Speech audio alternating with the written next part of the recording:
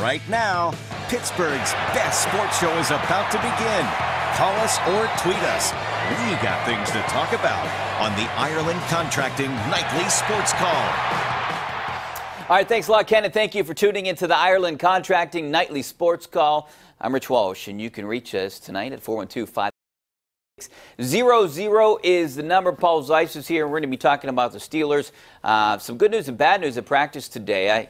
I guess the more good news than bad news. James Conner, he was back to practice. He was limited today. He's officially listed as questionable. I have a feeling that he doesn't play. Guest there. And the other news, Mike Tomlin confirmed that Chris Boswell will be the kicker this Sunday against New England. Now, we saw Conner in a limited capacity, Paul, and I think they're going to go with running back by committee. He has a high ankle sprain. You've seen him walk, and he's out there, but I just don't. I have a feeling he doesn't go this week. I think it's one of those moves where, kind of like New England does. Everyone's questionable. I think he can be, to me, he can be maybe utilized in some. Here's the point. If he's not 100%, why would you use him? I mean, it's not like you got Le'Veon Bell here and you're trying to, okay, Le'Veon Bell at 80% is still better than Jalen Samuels and whoever the other guys are behind him. Yeah. James Conner at 80% is not better than those other two guys. So if he's not 100%, you go with the other two guys and you let them be the guys that play, because I think, to me, that's good business. That makes sense.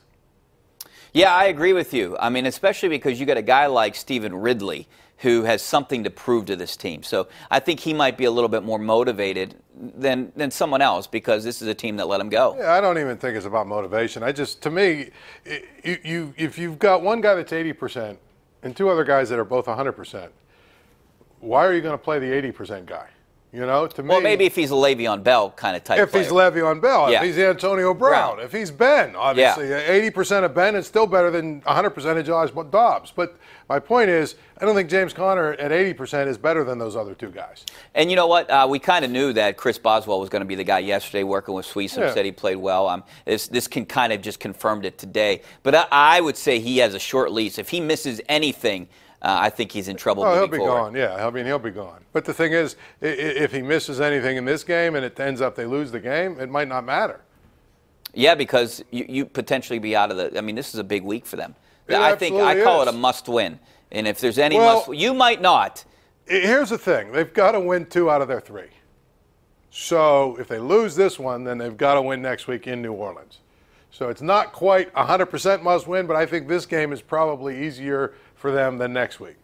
But then if they lose and the Ravens win, now the Ravens would control their own destiny. No, absolutely. That's what I'm saying, though. I think the Ravens will win 2 games out of 3. I think they'll probably lose in San Diego, but they'll win their other 2 games, say. So the Steelers have to win at least 2 to stay ahead of the Ravens. And the thing is, if they only win 1, they'll be 8-7-1. One of those teams, like the Titans or the Dolphins and the other wild card, they'll be 9-7. And that'll bump them out of the wild card. That's what I'm saying. I think they've got to win 2 to make the playoffs. Whether it's win 2 and win the division or win 2 and be a wild card, doesn't matter. They've got to win 2 out of 3. If you ask me, I think 2 weeks ago I'd have told you, I think the Saints game might be the easier of the 2 games. Looking at how bad New England has been on the road, looking at how beat up New England is, looking at how bad their defense is, and then looking at New Orleans and how good they are in that dome. Yes. To me, this is the game you got to win. Yeah, I agree with you, too. I agree with you 100%. And I know 23 touchdowns, 1 interception, all the stuff, yada, yada, about Brady and Belichick. But you know what? It's a different year, man. And I don't know that this New England team is a great team. I don't even know if they're really particularly a good team. I still worry about the Steelers at the middle of the field and the defense and the tight ends on New England. That potentially will kill the Steelers, I think, this week. They've given up more touchdowns to tight ends. Unless they've changed dramatically, which I don't know if they have. I mean, Artie Burns is going to play, it looks like he's going to start in place of Cody Sensabaugh. But what can they do to contain Rob Gronkowski? That's the big question. Again, Gronkowski looks like a guy that's a half a step slow now. I mean, he a does half not a step look slow Gronkowski. I mean, that's he doesn't look like the same player. And so, I mean, I think he'll still make plays, but I don't know that he's going to be a guy that runs down the field and burns them like he did the last couple of years. All right, at the end of the show, we'll make our picks. We'll figure out who we like tomorrow, our Sunday, and what the spread is now. What, 3? I think it's New England minus 3. 2.5 or 3, yeah. Yeah. All right, we're going to take a break. Back with your phone calls, some of your tweets coming up next. Stay right there. The Ireland Contracting Nightly Sports Call is brought to you by Ireland Contracting, Pittsburgh's #1 home exterior expert in roofing, siding, windows, and gutters.